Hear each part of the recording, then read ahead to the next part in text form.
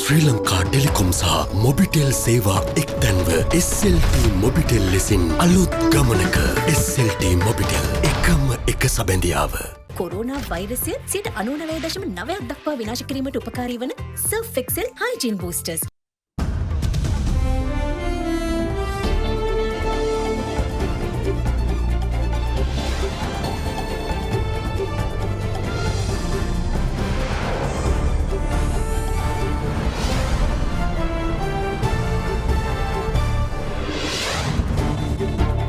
අද 2021 පෙබරවාරි 3 බදාදා සිරස්තල මානව හිමිකම් කොමසාරිස්වරියගේ වාර්තාව ප්‍රතික්ෂේප කරනවා. රජය ලිඛිතව දැනුම් දෙයි. වාර්තාවේ නගා ඇති චෝදනා පිළිබඳ කිසිම පිළිගත හැකි සාක්ෂියක් ඉදිරිපත් කරන්න මානව හිමිකම් කොමසාරිස්වරිය අසමත් වෙලා තියෙනවා. නැගෙනහිර ජැටිය සම්බන්ධයෙන් ඉන්දියාව තවදුරටත් මෙරට නායකයින් සමග සාකච්ඡා කරයි. අමරිකානු සහ ජපාන තානාපතිවරුන් විදේශ ඇමති හමුවේ. රිජ්වේ රෝහලේ දරුවන් 150කට කොවිඩ් වැළඳිලා. එන්නත් ලක්ෂ 180ක් මිලදී ගැනීමට රජය සූදානම්.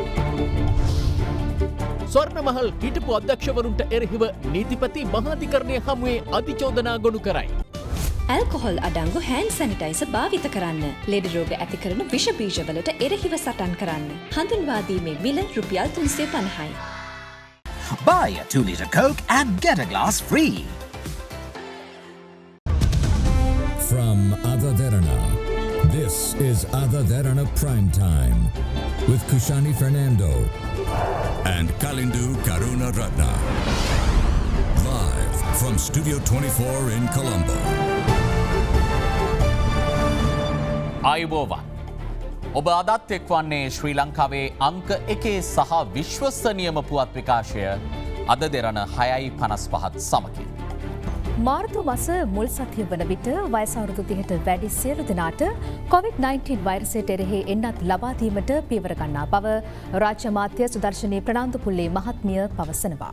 ඇය සඳහන් කළේ COVAX වැඩසටහනට අමතරව රුපියල් බිලියන 10ක් පමණ වැය කර අදාළ එන්නත් මිලදී ගැනීමට ප්‍රතිපත්තිමය තීරණයක් ගෙන ඇති බවයි.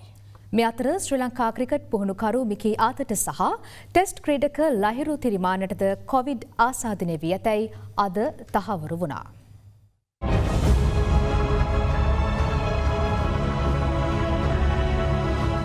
ගත වූ දිනේත් මෙරටින් කොවිඩ් ආසාදිතයන් 715 දෙනෙකු වාර්තා වුණා. ඉන් වැඩිම ආසාදිතයන් කොළඹ දිස්ත්‍රික්කයෙන් වාර්තා වූ අතර එම සංඛ්‍යාව 261ක්.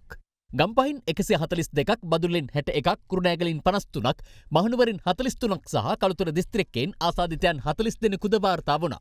සෙසු දිස්ත්‍රික්කවලින් ඊයේ වාර්තා වූ කොවිඩ් ආසාදිතයන් සංඛ්‍යාව 115ක්. ඊයේ දිනේ පමණක් මෙරට තුළ සිදු කරන ලද PCR පරීක්ෂණ සංඛ්‍යාව 12340ක්. ඊයේ මෙරටින් කොවිඩ් ආසාදිත මරණ 7ක් වාර්තා වීමත් සමග සමස්ත මරණ සංඛ්‍යාව 330 දක්වා ඉහළ යනවා. වැලිගම, කොළඹ 15, වත්තේගම, නිට්ටඹුව, ගෙලිඔය සහ රාගමයාන ප්‍රදේශවලින් වාර්තා වූ කොවිඩ් ආසාදිත මරණ අතර කාන්තාවන් 30 දෙනෙක් සහ පිරිමි පුද්ගලයින් 2 දෙනෙකු වනවා. ඒ අතර ඊයේ දිනේ ජීවිතක්ෂයට පත් වූ 32 වැනි වෛද්‍ය ගයාන් දන්තනාරායන මහතාගේ මරණයත් ඇතුළත්. ඔහුගේ මරණයට හේතුව ලෙස දැක්වෙන්නේ අධිරුධිර පීඩනය, ඇදුම රෝගී තත්ත්වය සහ උග්‍ර කොවිඩ් නියුමෝනියාවයි. මීට අමතරව කොළඹ 2 ප්‍රදේශයේ පදිංචිව සිටි මාස 18ක් වයස ඇති පිරිමි දරුවෙක්ද කොවිඩ් ආසාදනයෙන් මිය ගොස් තිබෙනවා. සෞඛ්‍ය අංශ සඳහන් කළේ කොළඹ රිජ්වේ ආර්යා ළමා රෝහලේ ප්‍රතිකාර ලබමින් සිටි එම දරුවාගේ මරණයට හේතුව කොවිඩ් නියුමෝනියාව බවයි. මෙම මාස පළවෙනි දින අවුරුද්දකුත් මාස 4ක් පමණ වයස ඇති කුඩා දරුවෙකු මිය යාමට සිදු වුණා. ඊට පෙරත් මෙම රෝහලේදීම දින 20ක කුඩා බිලන්දියෙක් අපි මේ විදිහටම මේ මරණයට පත් වුණා. මේ දරුවා දෙදෙනාගේම මරණ ගැන බැලීමේදී අපිට පෙනී යන්නේ රෝහලට පැමිණීම ප්‍රමාද වීම තමයි ප්‍රධානම කාරණා වෙලා තියෙන්නේ. ඒ නිසා කුඩා හෝ වැඩිහිටි ඕනෑම කෙනෙකුට යම්කිසි අසනීප තත්ත්වයක් තියෙනවා නම් අනිවාර්යයෙන්ම රෝහල් වලට පැමිණෙන්න. මේ වෙනකොට රිජ්‍ය ආර්යා ළමා රෝහලෙන් කුඩා බිලින්දියන් 150ක පමණ ප්‍රමාණයක් වාර්තා වෙලා තියෙනවා කොරෝනා ආසාදනය තිබි බවට. අපේ කාර්ය මණ්ඩලයත් 60කට ආසන්න ප්‍රමාණයක් ආසාදනයට ලක් වෙලා තියෙනවා. 200කට පමණ ආසන්න ප්‍රමාණයක් අපිට නිරෝධායනය කරන්න සිද්ධ වෙලා තියෙනවා ආශ්‍රිතයන් විදිහට. මේක ඉතාමත්ම බැරෑරුම් ප්‍රශ්නයක්. මේ අතර මාළඹේ නෙවිල් ප්‍රනාන්දු රෝහලේ හිමිකාරීත්වය දරූ වෛද්‍ය නෙවිල් ප්‍රනාන්දු මහතාටත් COVID-19 ආසාදනය වී තිබෙනවා. ඔහු මේ වන විට IDH රෝහලේ දැඩි සත්කාර ඒකකයේ ප්‍රතිකාර ලබනවා. එමෙන්ම බලපිටිය මූලික රෝහලේ සේවය කළ වෛද්‍යවරුන් දෙදෙනෙකුටද වෛරසය ආසාදනය වී තිබෙනවා. සෞත්ලන්ඩ් විද්‍යාලයේ 8 වන ශ්‍රේණියේ ඉගෙනුම ලබන සිසුවියකට සහ ගාල්ල මහින්ද විද්‍යාලයේ ඉගෙනුම ලබන 5 ශ්‍රේණියේ සිසුවෙකුටත් කොවිඩ් ආසාදනය වී තිබෙනවා. ආසාදිත දරුවන් දෙදෙනා එකම පවුලේ සමාජිකයින් වන අතර ඔවුන් ඉගෙනුම ලැබූ විද්‍යාලවල සිසුන් 36 දෙනෙකු සහ ගුරුවරුන් 8 දෙනෙකු නිරෝධායනයට යොමු කර ඇති බව වාර්තා වනවා. සෞඛ්‍ය අංශ පවසන්නේ මවට සහ පියාට සිදු කරන ලද රැපිඩ් ඇන්ටිජන් පරීක්ෂණ වලින් වෛරසය ආසාදනය වී ඇති බවට හඳුනා ගැනීමත් සමග දරුවන්ටද ඇන්ටිජන් පරීක්ෂණ සිදු කළ බවයි. ආසාදිත මව සේවය කරන බෝපේ පොද්දල ප්‍රාදේශීය ලේකම් කාර්යාලයේ අංශ දෙකක් තාවකාලිකව වසා දැමුණා. බලපිටිය සෞඛ්‍ය වෛද්‍ය නිලධාරී කොට්ටාසෙන් කොවිඩ් ආසාදිතයන් 16 දෙනෙකු ඊයේ දිනේ වාර්තා වුණා. එම ආසාදිතයින් පදිංචිව සිටින්නේ ආදාදොළ ශ්‍රීපති මාවත රන්දොබේ සහ කොස්ගොඩ ප්‍රදේශවලයි. ඉන් පිරිසක් පසුගියදා විනෝද සංචාරයකට ගොස් ඇත්තේ මාතර වැලිගම ප්‍රදේශයේ පුද්ගලයෙක්ද සම්බන්ධ කර ගනිමින්. වැලිගම පදිංචි පුද්ගලයාට කොවිඩ් ආසාදිත බව පසුව අනාවරණ වී තිබෙනවා. මහියංගඩේ රිදිමාලියද්ද ගැමුණුපුර ප්‍රදේශයේ ඇඟලුම් කර්මාන්ත ශාලාවේ කොවිඩ් ආසාදිත සේවකයින් ගණන 176 දක්වා ඉහළ ගොස් තිබෙනවා. එම පිරිසේ පළමු පෙළ ආශ්‍රිතයන් 1760 දෙනෙකු නිරෝධායනයට යොමු කිරීමට සෞඛ්‍ය අංශ පියවර ගත්තා. මෙවැනි පසුබිමක ආදිවාසී නායක උරුවරිගේ වන්නිලැත්තන් පවසන්නේ බලධාරීන් සිය ප්‍රජාව සම්බන්ධයෙන්ද අවධානය යොමු කළ යුතු බවයි. අද දවස් පුජ්‍ය මන්ද වෙනකොට මේ ගම් පුජ්‍යවලත් මේ කොරෝනා වසංගතය මංගෙච්චලා තිබෙනවා. හැබැයි අද දවස් පුජ්‍ය මන්ද වෙනකම් මේතනට මේ රට පුජ්‍යයේ රඳන මහවුරුලවත් ආරක්ෂක අංශ පුජ්‍යවල හුරුලවත් දොස්තර හුරුලවත් මොන එකක්වත් තීරණයක් මන්ද කරගෙන කොදුයි. මේ ඇත්තෝ ඉල්ලීම් පුජ්‍ය මන්ද කරනවා මේ ගම් පුජ්‍යවල ගැනත් ඉක්මන්තෙනින් මොන එකක් හරි තීරණයක් මන්ද කරගන්න ආණ්ඩු පුජ්‍යයේ මහවුරුලාට. මේ අතර දෙනියාය පල්ලෙගම ප්‍රදේශයේ පුද්ගලයෙකු පසුගිය 21 වනදා කොවිඩ් ආසාදිතයෙකු ලෙස හඳුනා ගැනීමෙන් පසු අම්පාර ප්‍රතිකාර මධ්‍යස්ථානයට යොමු කර සිටියදී ඔහුගේ නිවස සොරුන් බිඳ තිබෙනවා. යලි නිවසට පැමිණි පසු සිද්ධිය දැනගත් අදාළ පුද්ගලයා දෙනියාය පොලිසියට පැමිණිල්ලක් කර තිබුණා. නමුත් දින 3ක් යනතෙක් පොලිසිය නොපැමිණීම හේතුවෙන් නිවස තුළට නොගොස් ඔහු රෑ පහන් කොට ඇත්තේ මඩුවකයි. ඉරිදා වගේ තමයි මේ ඉබ්බ කපලා කඩලා ඊට ඇවිල්ලා මේ කඩේ තියෙනවා කඩේ ගේ දෙකම තියෙනවා බඩුත් අරගෙන ක්‍රීම් කේස් කරගෙන තේරෙම මේ ටිකක් අරගෙන මේ වෙලා පොලිසියෙන් ආවේ නැද්ද අපි වැමිලි කරා යාලා එන්නම් කියලා කියනවා ඒ උනාට තාම මේ දැනට නම් ආවේ නැහැ මේ වෙනකන් මුඛ ආවරණ නොමැතිව මහමග ගමන් ගන්නා පුද්ගලයන් සහ රියදුරන් බැටලීමේ මෙහෙයුම් ඊයේ මෙන්ම අදත් විවිධ නගරවලදී දියත් කෙරුණා. මාස් එක දාන්න සාප්පුවට නෙවෙයි. ඔයගොල්ලෝ පරිස්සම් කරනත් නැහැ ගෙදර මිනිස්සු පරිස්සම් කරනවා. යෙදුරු මහත්තයා අපි දැක්කට පස්සේ මාස්ක් එක දාගෙන වැඩක් නැහැ. ඩ්‍රයිවර් මහත්තයා දාගෙන යන්න ඕනේ මේක. පුතුමාගේ ආරක්ෂාවට යන මගින්ගේ ආරක්ෂාවට අපි කියන්නේ. ඕකේ ආරක්ෂා වෙන්නේ ඔයාලා. විතරක් නෙවෙයි අපිත් ආරක්ෂා වෙනවා.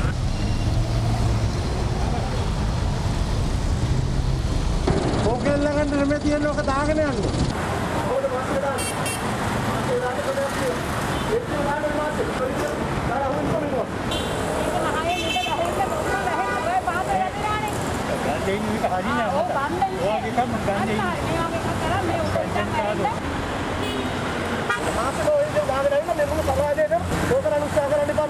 කොවිඩ් මර්ධන එන්නත් කරන වැඩසටහන යටතේ ඔක්ස්ෆර්ඩ් ඇස්ට්‍රාසෙනෙකා එන්නත් මාත්‍රා ලක්ෂ 180ක් ඉදිරියේදී මිලදී ගැනීමට රජය සූදානම් වනවා. ශ්‍රී ලංකාවේ දත්ත දිහා බලනකොට සමස්ත රෝගීන්ගෙන් 10%ක් තමයි ඉන්නේ 60ට වැඩි. හැබැයි බහුතරයේ ඉන්නේ 30 සිට 60 දක්වා. ඒ නිසා මේ වෙනකොට රජය ප්‍රතිපත්තිය තීන්දුවක් අරන් තියෙනවා. 60ට වැඩි අයට එන්නත ලබා දෙන අතර 30 සිට 60 දක්වා ජනතාවටත් ලබා දෙන්න. ලෝක සෞඛ්‍ය සංවිධානයේ කෝවැක්ස් පහසුකම යටතේ අපිට මාත්‍රා ලක්ෂ 84ක් ලැබෙන්න නියමිතයි. ජනගහනය ලක්ෂ 42කට 30 සිට 60 දක්වා ලක්ෂ 90ක විතර ජනගහනයක් ඉන්නවා. ඒ අනුව අපිට මාත්‍රා ලක්ෂ 180ක් ගෙන්නන්න තියෙනවා. ඒ සඳහා සම්පූර්ණ මුදල රජය වැය කරලා එන්නත් ලබා ගැනීම සඳහා දැනටම සැලසුම් කරගෙන තියෙනවා. එන්නතක වෙළඳ මිල දැනට ඩොලර් 3ක් හැටියට සටහන් වෙනවා. අපි දල වශයෙන් බිලියන 10ක් ගණන් බලලා තිනවා. එන්නත මිලදී ගැනීම සඳහා වැය කරන්න වෙයි කියලා. ඒ නිසා අපි බලාපොරොත්තු වෙනවා පෙබරවාරි මැද මාර්තු පළවෙනි සතිය වෙනකොට රටේ ජනතාවටත් මේ එන්නත ලබා දෙන්න.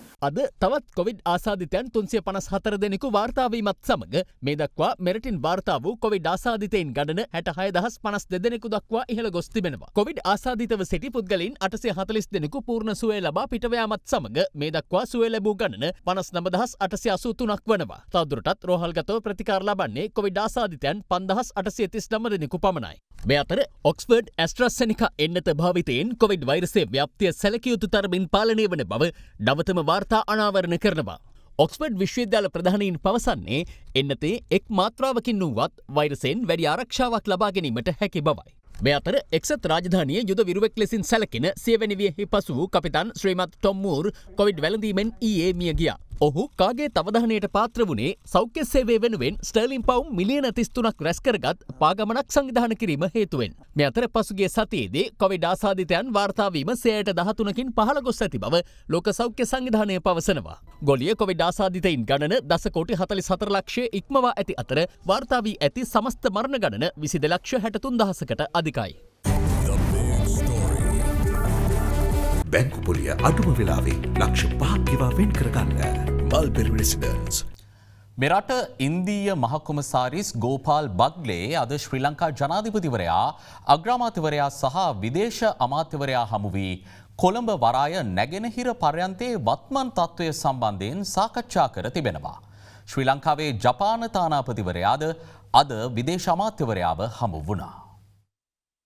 කොළඹ වරායේ නැගෙනහිර පර්යන්තයෙන් 49%ක් ඉන්දිය හා ජපන් ආයෝජකයන්ට ලබාදීමට වෘත්තීය සමිති සහ මහා සංඝරත්නයෙන් එල්ල වූ විරෝධය හමුවේ එම තීරණය අවලංගු කරමින් එය වරාය අධිකාරිය යටතේම තබා ගැනීමට රජය පසුගිය සදුදා තීරණය කළා.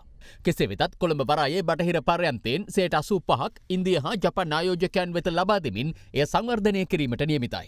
මෙම වාතාවරණය තුළ ඊයේ රාත්‍රියේදී මෙරට ඉන්දිය මහකොමසාරිස් ගෝපාල් බග්ලේ මහතා ජනාධිපති ගෝඨාභය රාජපක්ෂ මහතා අග්‍රාමාත්‍ය මහින්ද රාජපක්ෂ මහතා සහ විදේශ අමාත්‍ය දිනේෂ් ගුණවර්ධන මහතා හමු වී සාකච්ඡාවක් පවත්වා තිබෙනවා.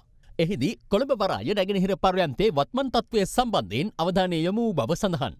රාජතාන්ත්‍රික ආරංචි මාර්ගවලට අනුව නැගෙනහිර පර්යන්තය පිළිබඳ රජයේ තීරණය ඉන්දියාව සහ ජපානය දැනගත්තේ කැබිනට් තීන්දුව ප්‍රකාශයට පත්වීමෙන් පසුව බවත් ශ්‍රී ලංකාව ඒ වනතෙක් විකල්ප යෝජනාවලියක් එම දෙපාර්ශවයට ඉදිරිපත් කර නොතිබූ බවත් ද හින්දු පුවත්පත වාර්තා කර තිබුණා.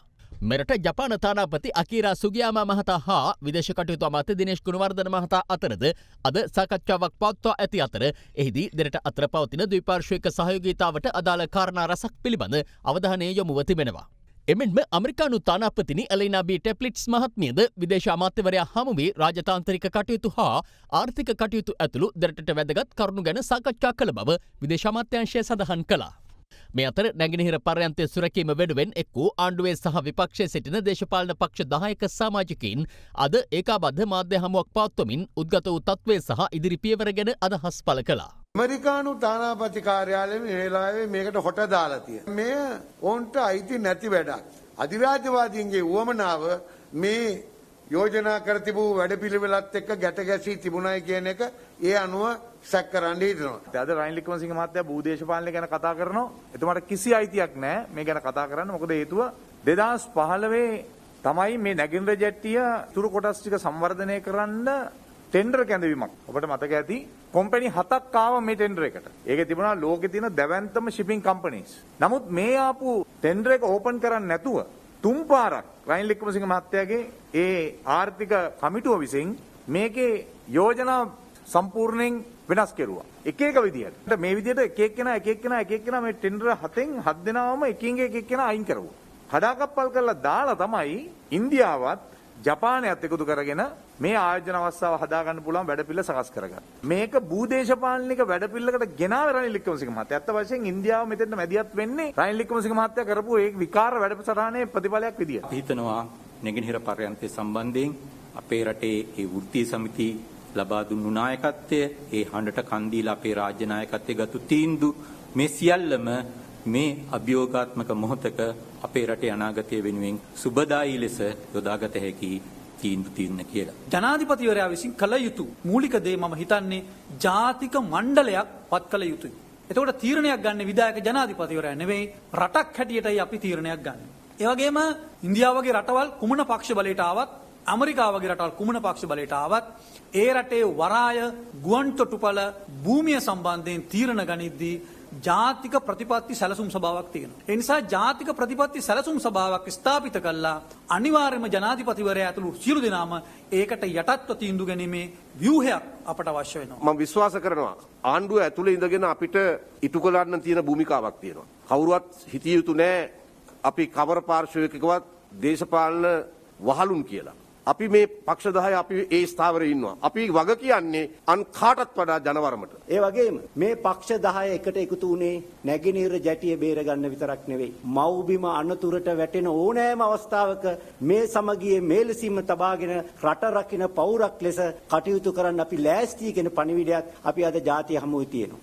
පක්ෂ නායකයන්ගේ මේ කියන වාතාවරණයේදී ඔහුගේ හැසිරීම යම් ගැටලු සහගත තත්ත්වයක් තියෙනවා. එතුමා හිටිය අමාත්‍ය මණ්ඩලයේ අනුමැතියෙන් තමයි 2017 අප්‍රේල් 25 වෙනිදාත් 2019 මැයි 28 වෙනිදාත් නැගෙනහිර පර්යන්තයේ ඉන්දියාවට ලබා දීමේ ගිවිසුම් වලට එළඹුණේ. ඉතින් එතුමන්ලගේ තීන්දුවක්. ඒකින්ද එතුමාට ඒක විවේචනය කරන්නත් බෑ. ඊළඟට රටේ ජනමතය දැක්කම විවේචනය නොකර ඉන්නත් බෑ. ඒ නිසා අද විපක්ෂ නායකතුමා ඉන්නේ මග හිටියොත් ඕනසී, ගෙදර ගියොත් අඹුනසී වගේ තත්ත්වයක. එතුමන්ලා මේ සටන සංස්ථාරගෙන මේක දිනා ගන්න කටයුතු කරා.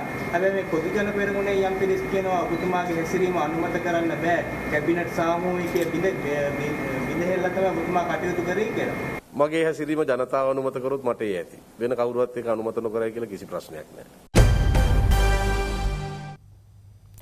එක්සත් ජාතීන්ගේ මානව හිමිකම් පිළිබඳ මහකොමසාරිස්වරිය ශ්‍රී ලංකාවට චෝදනා එල්ල කරමින් නිකුත් කර ඇති වාර්තාව ප්‍රතික්ෂේප කරන බව රජය ලිඛිතව දැනුවත් කර ඇතැයි අමාත්‍ය උදේ ගම්මන්පිල මහතා අද අනාවරණ කළා. විදේශ අමාත්‍යවරයා අදාළ චෝදනාවලට එළබෙන සැසියේදී ප්‍රතිචාර දැක්වීමට නියමිතයි.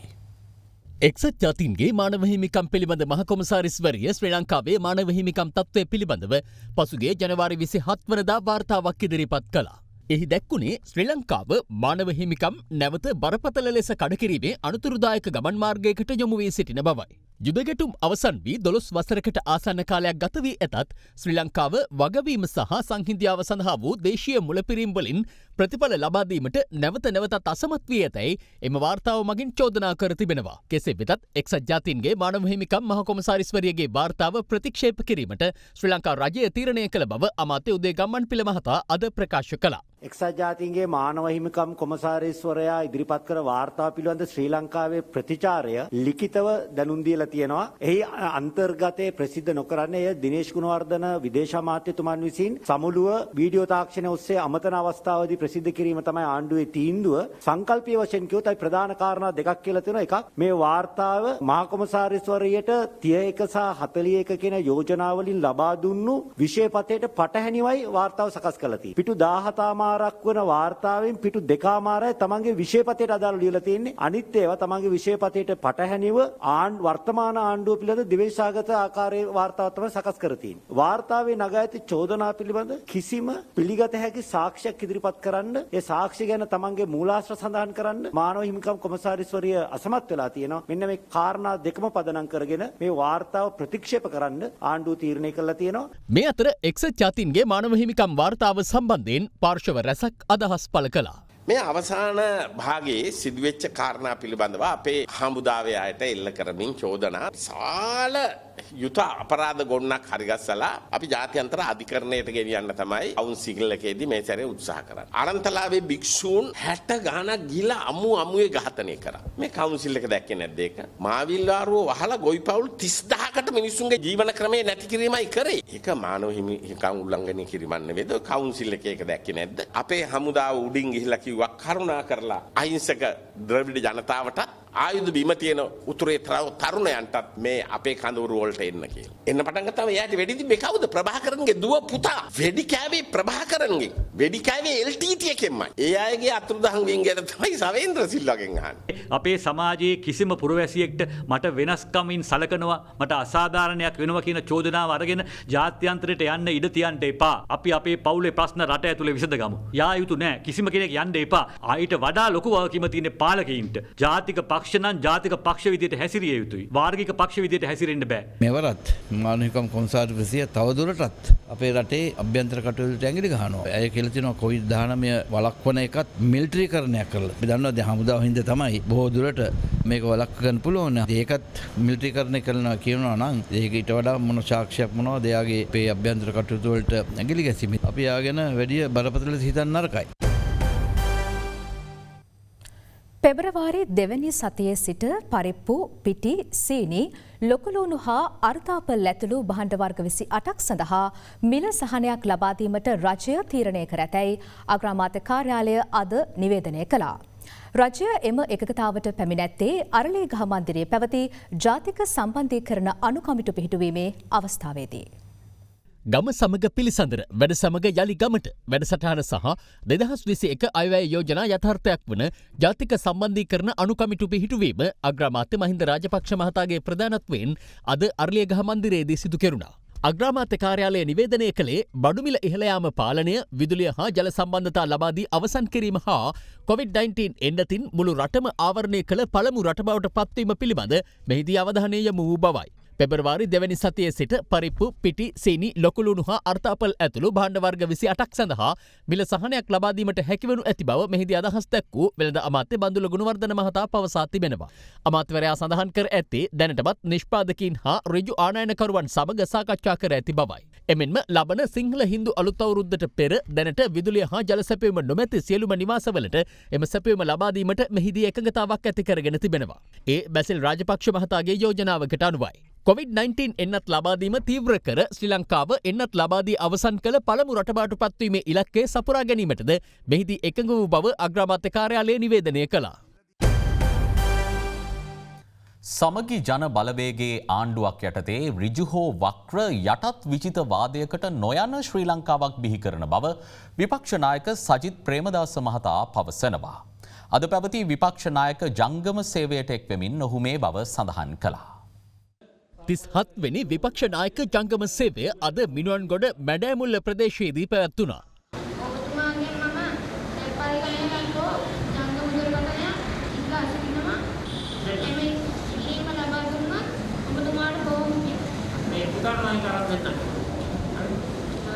වෙලා තියෙන දේශපාලන අරමුණු අරබය හෝ මම හිතන්නේ පාසල් විවෘත කරනවා. කොවිඩ් හැදුණු දරුවා විතරක් පාසලෙන් හිමීට අරන් ගිහින් නැවත පාසල ඒ විදිහට පවත්වාගෙන යන්න කියනවා. මම හිතනවා ඔබතුමාලා පාර්ලිමේන්තුව තුල මේ පිළිබඳව හඩක් නැගී යුතුයි. මට මේ ඔබතුමීගේ නම්බරේ පොඩක් දෙන්න දුරකථන. ඔබතුමීට WhatsApp තියෙනවා? තියෙනවා. මම ඔබතුමීට WhatsApp එකක් කරන්න. මම පාර්ලිමේන්තුවට අහපු ප්‍රශ්නේ. අනුතුරුව විපක්ෂ නායකවරයා පැමිණ සිටි ජනතාව ඇමතුවා. දැන් ලෝකෙ වටේ කියාගෙන යනවා නැගෙනහිර නැත්තම් බටහිර ගන්න කියලා. ඊළඟ දවසේ කියයි උතුර නැත්තම් දකුණ ගන්න කියලා. අද අපේ රටේ කොටස් කෑලි වශයෙන් විදේශීය අධිරාජ්‍යවාදයට යටත් වෙන තත්වයකට වර්තමානයේ නිර්මාණය වෙලා තිබෙනවා. සමගි ජන බලවේග රජයක් තුළ උතුර දකුණ නැගෙනහිර බටහිර හැම දිශාවක් යා කෙරෙන ස්වෛරී ශ්‍රී ලංකාව නැවතත් වරක් ඍජු හෝ වක්‍ර යටත් විචිත වාදයකට නොයන ශ්‍රී ලංකාව බිහි කරන්නට සමගි ජන බලවේගයේ අපි සියලු දෙනා සූදානම්. පොළොන්නරුව ජලගැලුම් නිම්න ජාතික වනෝද්‍යානයේ වෙහෙරගොඩයාය ප්‍රදේශයේ තවදුරටත් සිදු කෙරෙන අනවසර වගා කිරීම් හා ගවගාල් පවත්වාගෙන යාමට එරෙහිව මහා සංඝරත්නය හා ප්‍රදේශවාසීන් අද වනජීවි නිලධාරීන් සහ දිස්ත්‍රික් ලේකම්වරයා දැනුවත් කළා.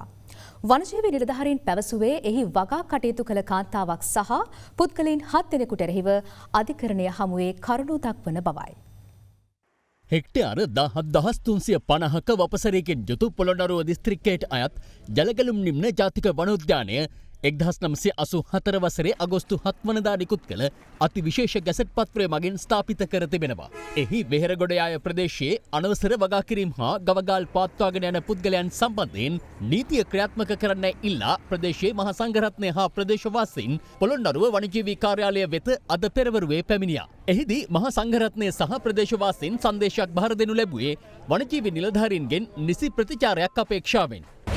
සුබ සරණයි සුබ දවසක්. මේ වෙනකොට ජලගැලුම් ජාතික වනෝද්‍යානය දැන් මොකද්ද ඔබතුමාලා ගත්තා කියන්නේ? මේ වෙනකොට අපි අධිකරණයට වාර්තා කරා මේගොල්ලෝ අධිකරණ නියෝගය පැහැරගෙන කළා. අදත් අපේ නිලධාරීන් පිරිසක් එතෙන්ට ගිහිල්ලා ඒ කටයුතු කරනවා. දැන් ඩෝසර් 4ක් ලෑස්ති කරලා තියෙනවා. කැලේ කපන්න යන පාලසෙන්ද. ගෙවල් වලට අලි ගහනවා. අපි ගාව තියෙනවා 1984 එකට 50 සිටියමු. මෙතන කොහෙවත් ලකුණු කරලා නැහැ කුඹුරු වගා කරා කියලා. වගා කරනකොට අපි කැමති දෙන්න ඉඩම් තියෙනවා බලන්නරුවේ. හැබැයි මේ ජාතික රක්ෂිතය දෙන්න එපා. පිළිගාව තියෙන එකම තෙත්බීම. ඒක ආරක්ෂා කරගන්න ඕනේ. මේ වණිය දෙන්න පක්ෂපාතී වැඩ කරන දේශපාලනඥයෝ හිටියොත් අපේ හැම ගෙවල් වලින්ම කොස්සෙන් ගහලා ඉල්ලනවා. මොන බලපෑම ආවත් නිලධාරීන් සියලුම දෙනා මේව ආරක්ෂා කරන්න කටයුතු කරනවා කියන එක අපි හැමදෙන්නේ පැහැදිලිවම කියනවා. ඒක වෙනසක් වෙන්නේ නැහැ. පසුව ඔවුන් පොළොන්නරුව දිස්ත්‍රික් ලේකම්වරයා හමුවීමට පැමිණියද ඔහු නොසිටි නිසා අතිරේක දිස්ත්‍රික් ලේකම්වරයාව දැනුවත් කරනු ලැබුවා. ඔහු එහිදී දුරකථනය ඔස්සේ දිස්ත්‍රික් ලේකම්වරයාව සම්බන්ධ කර දෙනු ලැබුවා. මෙහාතුමා අපට පහුගිය දවස්වල මේ ආරංචි ඇලගලුනිම ජාතික වනෝද්‍යානයේ ඇතුලේ හරක් ගන්න අනවසර කුඹුරු කරන් නීතිමය කටයුතු සකස් කරමින් ඉන්නවා කියලා.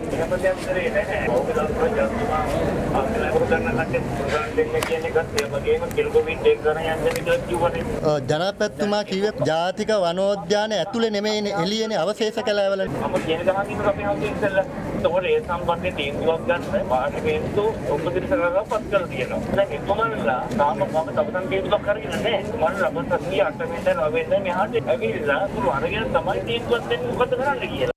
එවන් පසුබිමක පොළොන්නරුව කලාප වනජීවී කාර්යාලය සහ අඩවි වනජීවී කාර්යාලයේ නිලධාරීන් අද දහවල් ජලගලුම් නිම්න ජාතික වනෝද්‍යානයට අයත් වෙහෙරගොඩයාය ප්‍රදේශයේ නිරීක්ෂණ චාරිකාවක නිරත වුණා. අධිකරණ නියෝග කඩ කරමින් වෙහෙරගොඩයාය ප්‍රදේශයේ අලුතින් ඉඩම් අස්වැද්දීමට කටයුතු කරන ආකාරය මෙලෙස දක්නට ලැබුණා.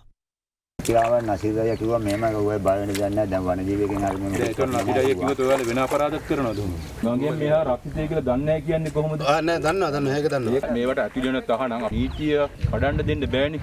මෙම ප්‍රදේශයේ වගා කිරීම අධිකරණය මගින් තහනම් කර ඇති පසුබිමක වගා කටයුතු වල නිරත ගොවීන් 7 දෙනෙකුට හා කාන්තාවකට එරෙහිව අධිකරණය හමුවේ කරුණු වාර්තා කරන බව වනජීවී නිලධාරීන් පැවසුවා. සෙරමික් නිෂ්පාදන ආනයනය සම්බන්ධයෙන් පනවා තිබූ සීමා ලිහිල් කරමින් ඊයේ නිකුත් කළ අතිවිශේෂ ගැසට් පත්‍රය ක්‍රියාත්මක කරවීම වළක්වාලමින් ආනයන සහ අපනයන පාලන දෙපාර්තමේන්තුව අද නිවේදනයක් නිකුත් කළා. පසුගිය වසරේදී සෙරමික් නිෂ්පාදන ආනයනය අත්හිටුවීමත් සමග දැනට වෙළඳපොළ අර්බුදකාරී තත්ත්වයකට පත්ව තිබෙනවා.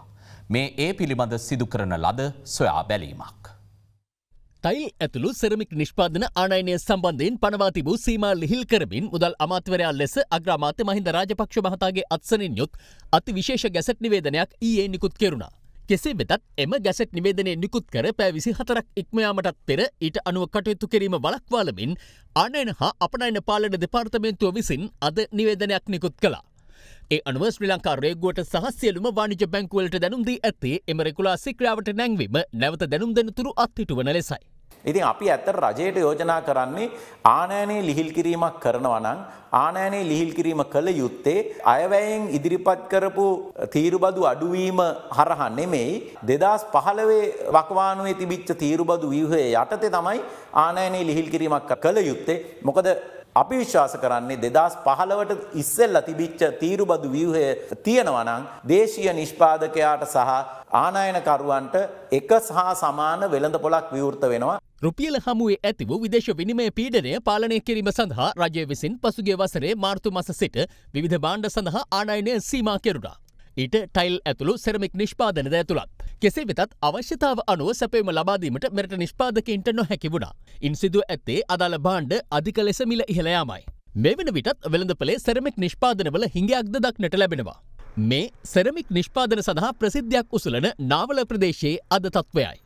වෙනදාට මේ කඩසාප්පු බොහොම කාර්යබහුලයි.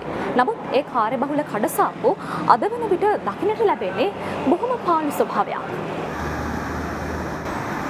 ටයිල් එකක් ගන්නවා ඉතින් ටයිල් නෑ මේ ඉන්ට්‍රෝල් නවත්තලා ඉඳ බඩු තියෙනවත් ගණන් මාරු විදියට. දැන් මාස දෙකකට ඉස්සෙල්ලා ගත්තා 725යි. දැන් ඒ ටයිල් එකම 975ට ඊයේ ඇවිල්ලා ගත්තා. 14000ට විකුණපු අපි කොමට් සෙට් එකක් දැන් 36000ක් වෙනවා. අපේ සේවකයෝ 12 දෙනෙක් විතර හිටියා. දැන් ඉන්නේ 4 දෙනයි. ඒ කියන්නේ අපේ ස්ටෝර්ස් වහලා බඩු නෑ විකුණ ගන්න. සුළු පරිමාණයේ ව්‍යාපාර කරපු කට්ටියත් ඔක්කොම යම්ගේ ව්‍යාපාර දැන් වහන තත්ත්වයට පත් වෙලා තියෙනවා. සෙරමික් නිෂ්පාදන වෙළඳාම වැඩි වශයෙන් සිදු කෙරෙන ආමර වීදියේ වෙළඳ සැල්වල තත්ත්වයයි මේ.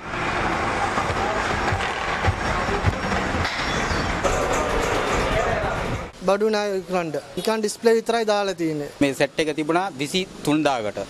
දැන් 82යි 500යි. දැනට තියෙන ආදායම් මාර්ග දැන් ගන්නේ මේ කම්පැනි 4-5ක්නේ.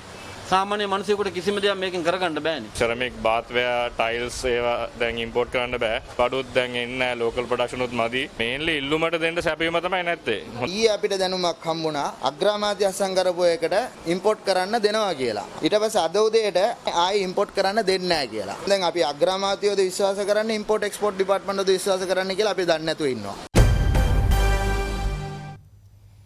බලපත්‍රයක් නොමැතිව මූල්‍ය ආයතනයක් පවත්වාගෙන යාමට අදාළව ස්වර්ණමහල් ජුවලර්ස් හිටපු අධ්‍යක්ෂවරුන්ට එරෙහිව නීතිපති විසින් කොළඹ මහාධිකරණය හමුවේ අධිචෝදනා ගොනු කර තිබෙනවා.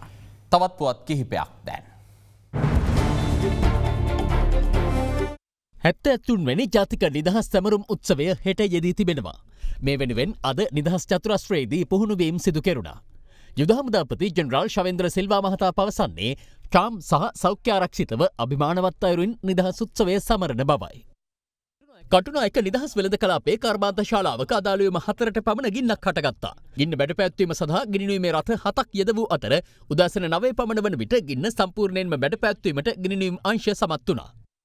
හබර්ණ ප්‍රදේශයේදී කන්ටේනර් ලොරියක් යතුරු පැදියක පිටුපැස ගැටී සිදු වූ අනතුරකින් එම යතුරු පැදියේ ගමන්ගත් මවක සහ පුතෙකු මිය ගොස් තිබෙනවා. ලොරිය යතුරු පැදියේ ගැටුණු විට යතුරු පැදිය ඊට ඉදිරියෙන් ධාවනය කරමින් තිබූ කම්බි පැටවූ ලොරියක ගැටි ඇති අතර අනතුරු සිදු වූ අවස්ථාවේ එහි උණුසුම් තත්ත්වයක්ද හටගත්තා.